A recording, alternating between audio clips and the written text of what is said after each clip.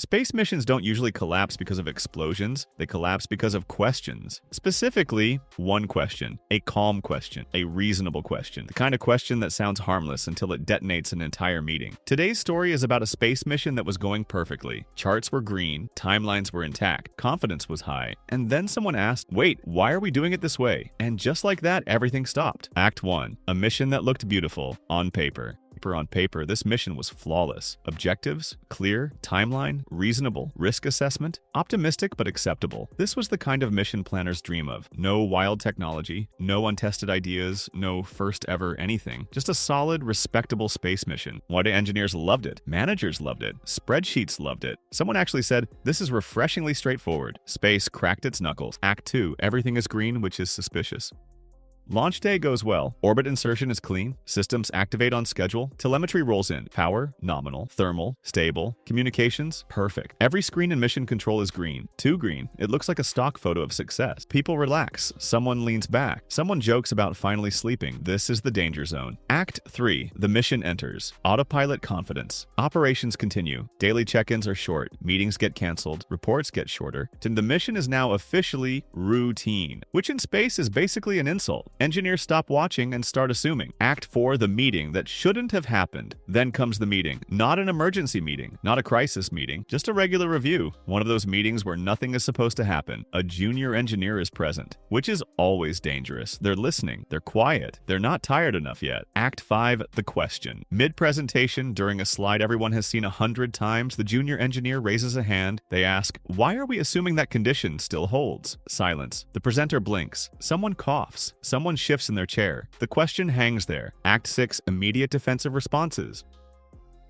The first response is confidence. Well, that's how we designed it. Second response, it's always worked that way. Third response, that's outside the scope of this mission. Classic hits. But the question doesn't go away because it's not aggressive, it's not accusatory, it's curious. Act 7, the slide goes back up. Someone scrolls back. They reread the assumption, it's written clearly, confidently, casually. We assume X will always be true. No footnote, no explanation, no backup plan, just trust. Act 8, the room starts to shift. Someone asks, is that assumption validated in orbit? Another asks, when was it last tested? Another says, wait, do we even monitor that? Now the room is awake. Act 9, the answer no one likes. The answer eventually is, we don't. And that's when the mission stops being fine. Because that assumption touches navigation, timing, safety margins. It's not cosmetic, it's structural. Act 10, but it hasn't failed yet. This is the most dangerous argument in engineering. It hasn't failed yet. That sentence has ended careers because absence of failure is not proof of correctness. It's proof of luck. Act 11, the data dive. They pull historical data, old missions, old tests, old simulations. The assumption was validated once, years ago, in a different configuration, under different conditions. Nobody updated it because it never caused trouble, until now. Act 12, the horror realization. If the assumption is wrong, the mission doesn't fail immediately. It degrades, quietly, subtly, like a slow leak in a spacesuit. Everything looks fine, until suddenly it's not. Act 13, why this wasn't caught earlier.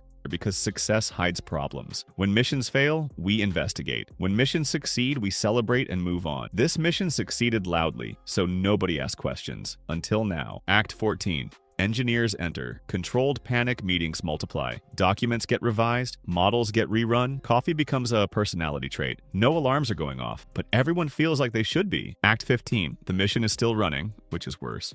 Here's the cruel part. The mission is still operating. No errors, no warnings, no failures, which means no justification to stop, no excuse to intervene. They're watching a potential problem grow in real time. Act 16, the debate. Do we change anything? Some engineers want to update procedures. Others say changing things introduces risk. Both are right. Which is the worst situation? Changing behavior could break things. Not changing behavior could hide danger. Welcome to space engineering. Act 17, the compromise nobody likes. They add monitoring, not fixes, not changes, just watching, which feels weak, but safe for now. Act 18, the mission becomes a case study. This mission doesn't become famous for failure. It becomes famous internally, used in training, mentioned in hushed tones. The one where we almost missed it. Act 19, the real lesson. The lesson wasn't technical. The hardware worked, the software behaved, the failure was philosophical. Nobody questioned success until someone did. Act 20, why one question matters. That one question didn't break the mission. It saved it. Because space doesn't punish ignorance immediately. It waits. Conclusion: success is not the end of thinking. Just because everything looks fine doesn't mean it is fine. And just because something works doesn't mean it's correct. Space doesn't reward confidence. It rewards curiosity. This was the story of the mission that looked fine, until someone asked one question. And in space, that's sometimes the most important moment of all.